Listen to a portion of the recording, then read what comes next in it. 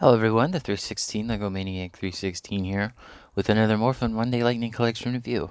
It's been a while, but finally, after well over, I think, 1 year and 2 months, the Tyrannosaurus Sentry Target exclusive figure has finally released in the United States. This figure has been available in other countries, especially the UK, I believe, for quite a while, but us in the United States finally have our Tyrannosaurus Sentry, and I know a lot of people have been waiting to get their hands on this figure, as have I.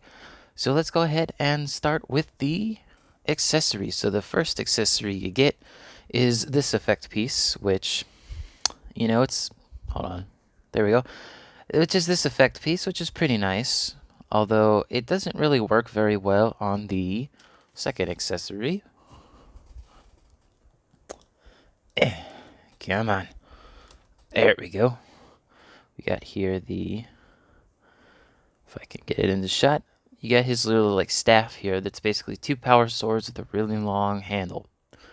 Really like the detailing on this. You can definitely tell that quite a nice amount of paint has went on this sword. Is it perfect? No, of course not, but it's pretty damn close.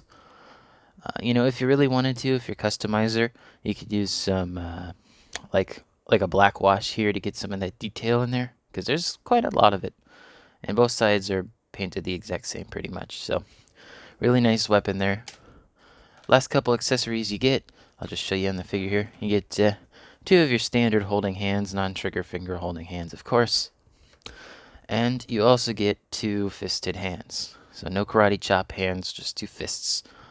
So, not too many accessories, but there is technically one more that's a part of the figure. It's this very nice cloak or cape. I'm not entirely sure how they mold this, but you can definitely see like a molding line there, separating this part from this part. But if you look at the back of the cape, it's flush. Like there's no indication that there was a, second or separate mold. I mean, this is all hard rubber, so I mean, it is flexible, but not very much. Especially the shoulders, they're very stiff. But that's a good thing. When it comes to the cape, I've seen some people actually cut it up a bit so that it has a bit more, movability. Basically, they just follow the crease line up to about like right in this area, and then follow this crease line up to about like right there, just so that the cape has a bit more range of movement, so that the figure can have more range of movement. And to put that in the figure, there is the same exact upper body mold as a previous figure we took a look at, one of my favorites of the line, Dino Thunder White. So before we continue on with the review, I'm going to have a little bit of fun here. So let's go ahead and take off the Sentry's head. And let's stick his head back on. Okay. Just get it in focus here. Now let's take the Sentry body and stick on the armor piece, I guess, of Dino Thunder White. So there's that. If you're into customizing, you want to make yourself a custom ranger. Now putting on the cape can be a bit challenging because the peg is a bit higher than it really needs to be. Actually, I think I got it first try. Well, if I didn't, there you go. So if you want to have your Dino Thunder White Ranger have a cloak, there you go. Obviously it's Tyrannosaurus, but you get the idea. Oh yeah, I did get that in first try. Before I was filming this review, I was having trouble getting the cloak for Tyrannosaurus Sentry Red to stay in the peg hole, but I'll go ahead and put Dino Thunder White off to the side. The easiest way I found to put on the cloak here is not to put it in like this, because you can't really see the peg hole, although I got in mine to the point where it's pretty easy, and it doesn't fall out, so you're good. But yeah, now let's go ahead and take a look at the figure finally. And I gotta say, I think they did a fantastic job with the, the molding, the shaping, and just the general look and feel of the figure. It's basically spot on to what you see in the comics. Obviously they reused a whole lot of parts, but this waistcloth and the entirety of the legs are brand new, although the feet might be the same as older figures. But Also, take a look at this new head sculpt. It's the Red Ranger helmet from Mighty Morphin, but it has a mouth guard on it, kind of like Mighty Morphin White. I just realized I didn't bring any of the um, lipped Ranger figures over, so oh well. But that's okay. So originally, when I saw the promo images of this figure, I thought that this was molded in there, but no, it's just printed on. So that's kind of lame, but it gives the right feel for the figure, and from a distance, you're not going to be able to tell that that's not molded in. It still looks good, just kind of wish it was molded rather than painted. But I still appreciate the amount of paint they put on this figure. These upper thigh pieces, these are actually molded in black, and then this lower section here, all on the thigh, is painted red, and some of it does bleed into the black area, but I don't really care if it bleeds in just a little bit. It's not that noticeable. Paint-wise, I do have a few issues with my particular copy. Let me go ahead and pop the cape off there. So the first one here, you can see a little nick on this one. Butterfly joint, that's okay, not too big a deal. And it might be a little hard to pick up on camera here, but this butterfly joint is not as pigmented as this one is. This one's like a nice bright white, a little shiny compared to this, but basically the same color. This one's a lot more dull, and this isn't from play or anything. Playing around, messing around with the figure, posing. No, this is just straight out of the box. And, obviously the mold does, or rather the paint breaks when you move the molding, but I don't care about that. I mean, if you have the cape on this figure the whole time, it's not really going to show up all that well anyway. But, if you do get this figure and you want to repaint it, just, take a look at your butterfly joints. Here's the back painting of the figure. I still appreciate that they painted on this, like, stripe here. I don't think we ever saw that in the comic books of Boom Studios, which you can see the Boom Studios logo right there. I believe they did that with Ranger Slayer and Draken, but I don't have either of those figures, so I wouldn't know. They also painted the back here of the little waist cloth, quote-unquote cloth. It's rubber, but you know what I mean.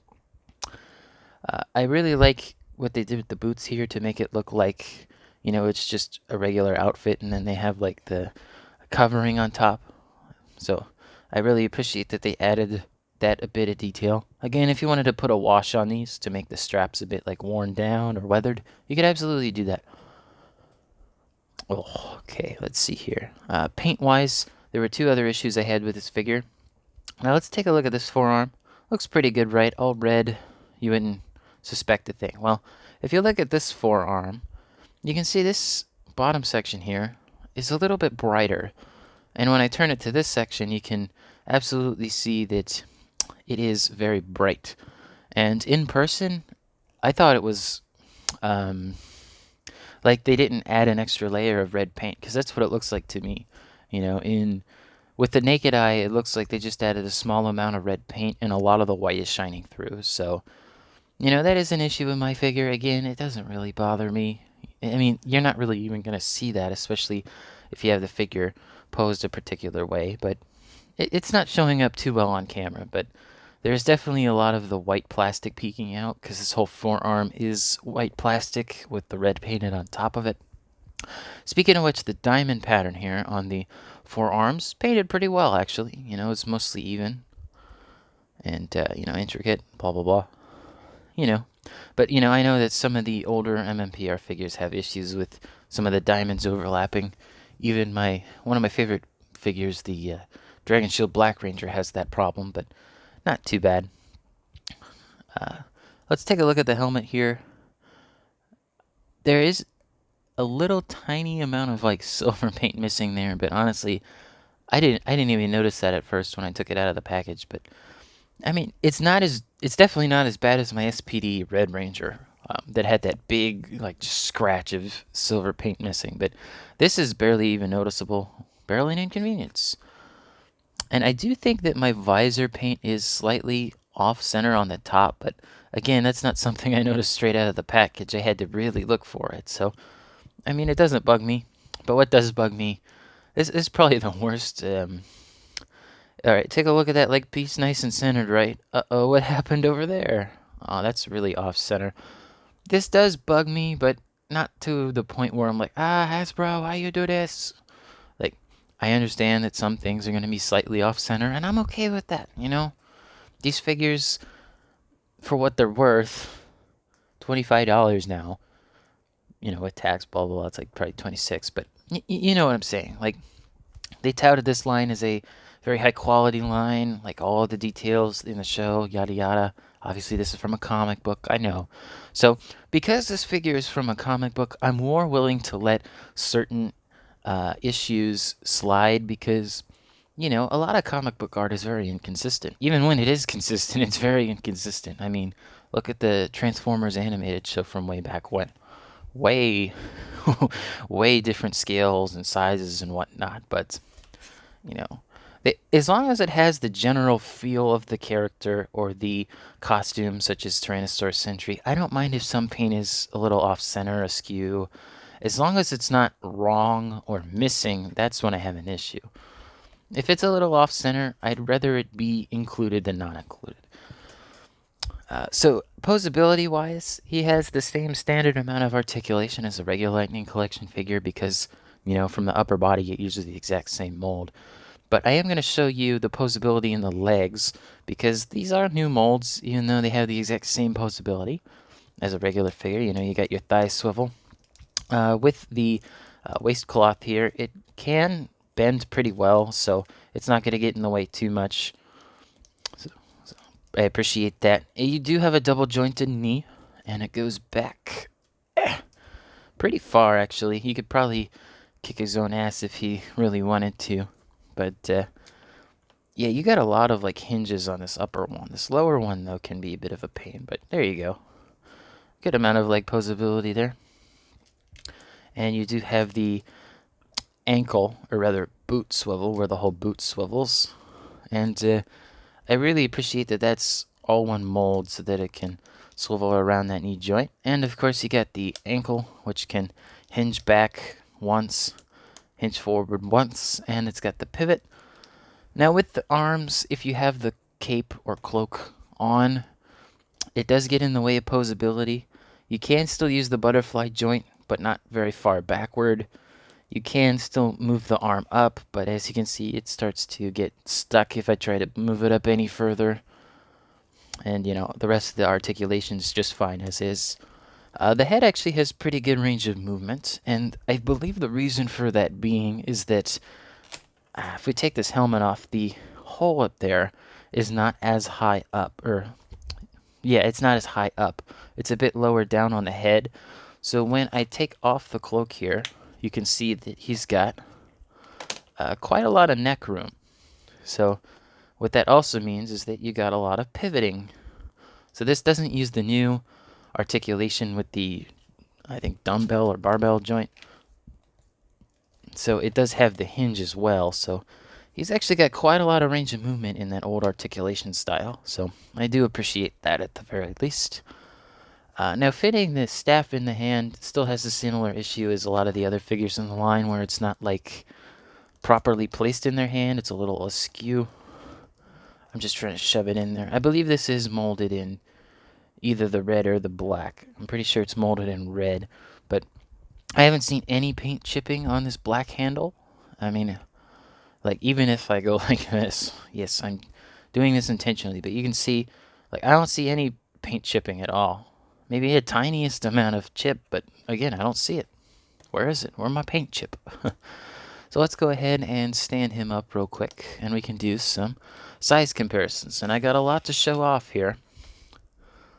Let's make sure he's standing up properly. Sometimes the cloak can get in the way. There we go. I think that's pretty good. Let's get out our trusty ruler here. He stands approximately just about 6.5 inches. Maybe, actually, not 6. Yeah, on camera it looks like he's shorter than 6.5 inches, but he's definitely close to 6.5, if not 6 3/4 maybe. Alright, let's go ahead and start off with the other figure I showed in this video. If I can fix him properly. There we go. We got Dino Thunder White. And with his horn, or, yeah, horn, I guess, they stand about the same height. let's take a look at a Red Ranger, also Dino Thunder, but red this time. So they look pretty nice together, you know, two Tyrannosaurus and Rangers in red. Pretty good. Alright, let's go ahead and also take a look at... Oops, he fell. It happens. You know, I really should start editing these videos. I need a better PC, though. Oh well. Here's Mighty Morphin White. And Mighty Morphin White's actually just a bit smaller, shorter than Tyrannosaurus Sentry here. I mean, they still look pretty nice together. Although I don't think they fought in the comics or anything. Alright, now let's go ahead and take a look at him next to some Target exclusive figures. And I got a couple, so let me push him to the back here. Let's go ahead and start off with, I believe, the first Target exclusive figure that I got very recently, within the last month or two. We got Dino Charge Black, and they're about the same height. Although, you know, Dino Charge Black is a little bit closer to the screen. Oh well. The next Target exclusive is Andros here. And yeah, his face is getting blocked, so let's just fix that. There you go. And finally, we're going to go ahead and take a look at one of the ninjas, the last figure I got very recently, and that's Ninja Blue. He doesn't always like to stand. So, you know, Target exclusives-wise, Target's got probably the most other than Hasbro Pulse. I could be wrong on that, but I don't think Walmart's got any exclusives. Walgreens has 3.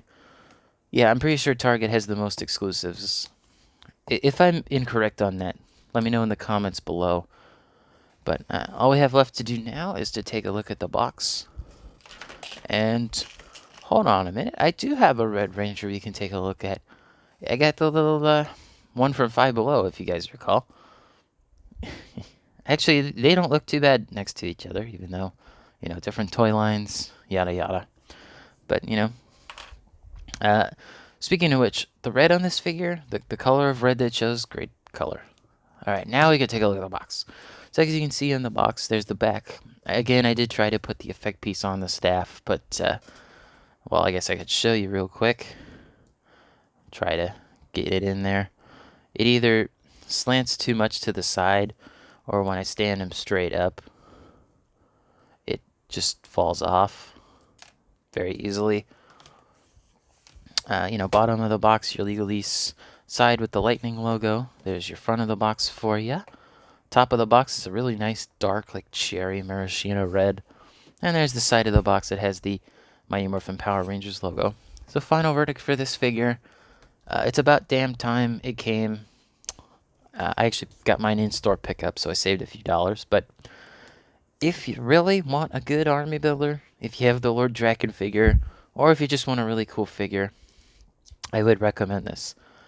Now, a lot of people are going to be buying this figure not just to army build, but to swap out the helmet for their Mighty Morphin Reds. And the one thing to note is that, again, he does have the mouth guard rather than the lip mouth plate. So your Mighty Morphin Red won't look the same next to the rest of your figures, but, you know, the mold here is the proper mold, just without the lips. So I wouldn't recommend getting this particular figure for that head sculpt. There is a good chance that they will re-release Mighty Morphin Red in a 2-pack at some point. If the rumors are true, they're going to be releasing Mighty Morphin Black very soon. The day I'm uploading this video, I'm filming this like right before the Power Rangers team is going to go on Instagram Live. And so, you know, this video might be outdated and as soon as I upload it, but, you know, they might be re-releasing Mighty Morphin Black soon, and if that's the case, the only figures that haven't been re-released in some capacity would be red and black. So, if you really do need a Red Ranger helmet that's proper, there is a GameStop exclusive 2-pack with the Trini Red Ranger, which has the proper head sculpt and is for the male body. And I think that's like $50 or something like that. But anyway, let me know in the comments below what you guys think of this figure. I think that covers it for me on this review. Been one of the longer ones, but I wanted to, you know, make sure everything was touched on because, you know, this figure we've been waiting on for well over a year. But, you know, glad it's here. So don't forget to like the video. It helps me and helps others to find the video. And don't forget to subscribe and hit the bell to be notified when videos like this are uploaded to the channel. And as always, thanks for watching. Peace.